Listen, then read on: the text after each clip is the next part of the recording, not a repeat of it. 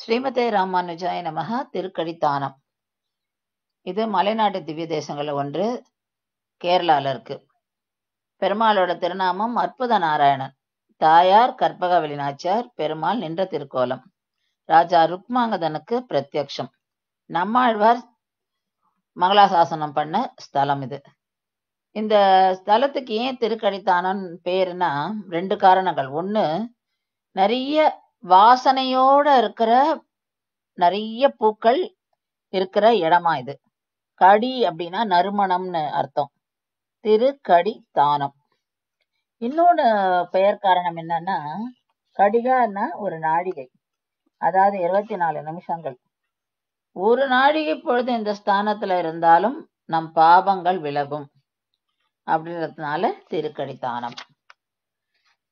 பஞ்ச பாண்டவர்கள்ல சகாதேவனால புனர் நிர்மாணம் பண்ணப்பட்ட திருத்தலம் இது. ருக்மாங்கதன் ஒரு சூரிய வம்சத்து ராஜா இங்க இருந்தான். அந்த ராஜாவோட தோட்டத்துல வாசனை மிக்க பூக்கள் நிறைய இருக்குமா. அவன் தினந்தோறும் அந்த பூக்களை பறிச்சு பெருமாளுக்கு மாலையா அத சமர்ப்பிச்சிருந்தான். ஒரு நாள் தேவரிஷியான நாரதர் இவருடைய அரசவைக்கு வரார். அந்த ராஜா அந்த தோட்டத்துல இருக்கிற பூக்கள் எல்லாம் கொண்டு ஒரு மாலை பண்ணி நாரதருக்கும் சமர்ப்பிக்கிறார். நாரதர் அந்த பூக்களோடய இந்திரலோகத்துக்கு போயிடுறார். அப்ப அங்க இந்திரலோகத்துல இந்திரன் பார்த்துட்டு, ஆஹா, இவ்வளவு வாசனையா, இது எங்க இருக்கு, இங்க கூட இல்லையே, எங்க கிடைச்சது உனக்கு அப்படின்னு சொல்லி எல்லாம் கேட்கிறார். அப்போ இந்த மாதிரி ருக்மாங்கதனுடைய இதுல இருக்கு, சபை தோட்டத்துல இருக்கு அப்படின்னு சொல்றான். இந்திரன் தனக்கும் அந்த பூக்கள்லாம் வேணும் அப்படின்றதுனால தினம் இந்திரன் அந்த தோட்டத்துக்கு அனுப்பி பறிச்சுன்னு வர சொல்லுவான். அவளும் அதே மாதிரி பண்ணிட்டே வந்தா.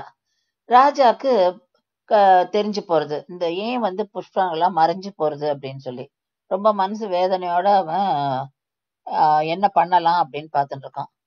அப்படியே போச்சு. குளிர்காலம் வந்துடுது. குளிர்காலத்துல குளிர் காயறதுக்காக அந்த தோட்டத்துல கத்திரி தண்டுகளை எரிக்கிறான் அந்த தோட்டத்தை பாத்துக்கிறவன்.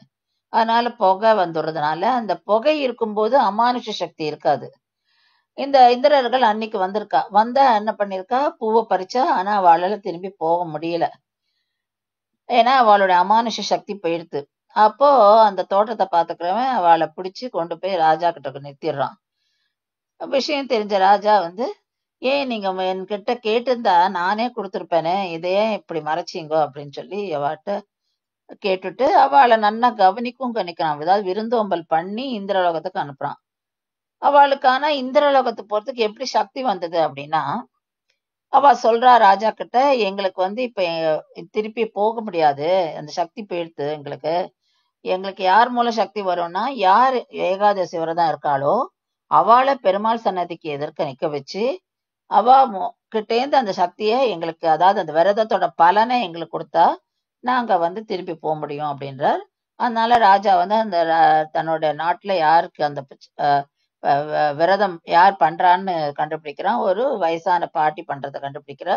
அந்த பாட்டியை கூட்டுன்னு பெருமாள் சன்னதிக்கு இருக்க வச்சு அவளுடைய ஏகாதசி பலனை இவாளுக்கு கொடுத்துடுறா. தேவர்களுக்கும் அந்த பலன் மூலம் அது அமானுஷ சக்தி வந்துருது. திரும்பி இதரலோகத்துக்கும் போயிடுறா. பெருமாள் அந்த பாட்டிக்கும் ருக்மாங்கதனுக்கும் பிரத்யக்ஷம்.